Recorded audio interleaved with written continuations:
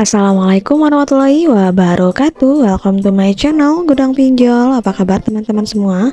Semoga teman-teman dalam keadaan sehat walafiat dan selalu dilancarkan rezekinya dan juga selalu dilancarkan usahanya. Nah, kali ini saya akan membahas tentang pinjaman online legal sekaligus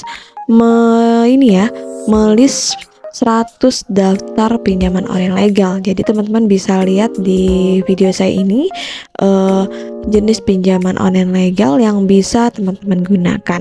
Namun sebelumnya jangan lupa di subscribe, like, dan komen dulu channel saya ini, oke? Nah, kali ini saya akan bahas dulu apa sih pinjaman online legal itu. Nah, sepertinya teman-teman hanya mengetahui pinjaman online legal dan juga ilegal, tapi nggak tahu ya yang mana legal, yang mana ilegal, dan maksudnya apa. Nah, untuk perusahaan fintech yang terdaftar dan berada di bawah pengawasan Otoritas Jasa Keuangan atau OJK yang menawarkan pinjaman online legal sebagai jasa keuangan, di mana OJK ini telah menetapkan standar bagi perusahaan fintech yang ingin menawarkan layanan pinjaman online, termasuk memiliki modal yang cukup dan mematuhi peraturan dan ketentuan terkait. Nah, selain itu juga pelaku bisnis fintech ini perlu memiliki website atau aplikasi yang menampilkan informasi produk dan persyaratan pinjaman secara jelas dan transparan. Nah, itulah yang dikatakan pinjaman online legal. Namun ada juga pinjaman online ilegal yang hampir sama dengan pinjaman online legal, namun mereka bedanya belum terdaftar dan juga belum berizin OJK. Jadi teman-teman memang harus tahu dan harus mengerti beda antara legal dan ilegal. Nah, kelebihan menggunakan pinjol atau pinjaman online legal ini yaitu prosesnya sangat cepat dan juga sederhana, persaingan dan keterbukaan kepentingan, kemudian jaminan keamanan data pribadi, dan juga ada layanan pelanggan yang sangat baik dan juga cepat. Inilah yang membuat kita memang harus menggunakan pinjaman online legal. Selain adanya legalitas dan juga diawasi oleh OJK, tentu ada beberapa kelebihan lainnya yang tentunya menguntungkan kita dan juga data kita sangat aman privasinya. Jadi silakan teman-teman untuk yang belum pernah mencoba mengajukan pinjaman online, silakan dicari pinjaman online yang legal. Nah, yang nggak kalah pentingnya, kita harus mengetahui hukum dan aturan yang berlaku untuk pinjaman online legal. Nah, di mana untuk pinjaman online legal ini tunduk pada hukum dan peraturan yang berlaku di Indonesia, di mana ada tentang Otoritas Jasa Keuangan pada Undang-Undang Nomor 21 Tahun 2011. Kemudian juga ada layanan pinjaman dengan Nomor 77 POJK Tahun 2016. Kemudian juga ada peraturan yang mengatur penyelenggaraan usaha fintech dari Menteri Keuangan, dan juga ada pengguna sistem teknologi informasi dalam layanan pinjam meminjam uang berbasis teknologi. Nah, di sini untuk bisnis fintech yang menawarkan pinjaman online yang sah harus mematuhi aturan dan undang-undang yang berlaku.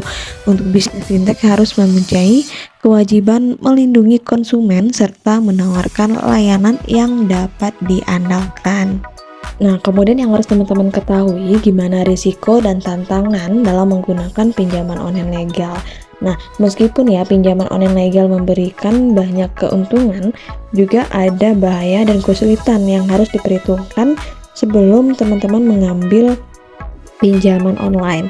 Nah, untuk bahaya-bahaya yang saya maksud itu seperti misalkan ada namanya over borrowing.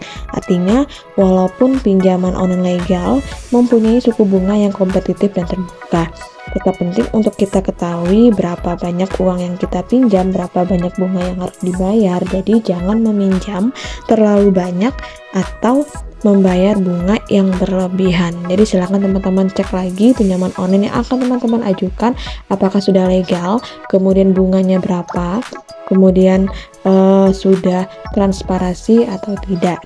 Nah, yang kedua yang harus teman-teman perhatikan ada namanya fraud atau penipuan, di mana untuk sejumlah fintech ini beroperasi secara ilegal atau melanggar undang-undang dan peraturan terkait. Akibatnya, kita sebagai nasabah atau konsumen bisa menjadi korban penipuan. Sehingga pilihlah perusahaan fintech yang legal dan bereputasi sebagai sebagai hasilnya yang pernah orang-orang gunakan atau yang memang terbukti membayar dan juga sesuai dengan peraturan OJK. Nah, yang ketiga yang harus teman-teman perhatikan ada namanya overdue. Overdue ini hindari membayar cicilan pinjaman lewat jatuh tempo, karena hal itu akan berdampak buruk bagi kita. Nah, salah satu dampak buruknya adalah biaya yang akan ditanggung jauh lebih besar karena dari biaya keterlambatan kita, dari bunga yang dinaikkan karena kita telat membayar pinjaman dan tidak sesuai dengan tempo yang sudah diberikan. Memilih bisnis fintech ini bereputasi dengan baik dan memenuhi kriteria hukum ini sulit dilakukan karena banyaknya kita kurang informasi ya tentang pemahaman layanan pinjaman online, dan informasinya juga tidak transparan dan banyak hal-hal lain yang tidak kita mengerti. Oleh sebab itulah, ketika kita memutuskan untuk mencoba mengajukan pinjaman online, sebaiknya cari dulu informasinya dan cari dulu informasi yang lebih lengkap, dan jangan lupa dipikir terlebih dahulu dan konsultasikan dengan saudara, suami atau istri, orang tua atau teman, mana yang baik dan juga mana yang terbaik untuk kita. Nah, berikut daftar pinjaman online legal yang bisa teman-teman gunakan. Silakan disimak baik-baik dan dicatat, dan nanti bisa teman-teman menjadikan acuan untuk teman-teman melakukan pengajuan di pinjaman online. Nah, akhir kata, wassalamualaikum warahmatullahi wabarakatuh.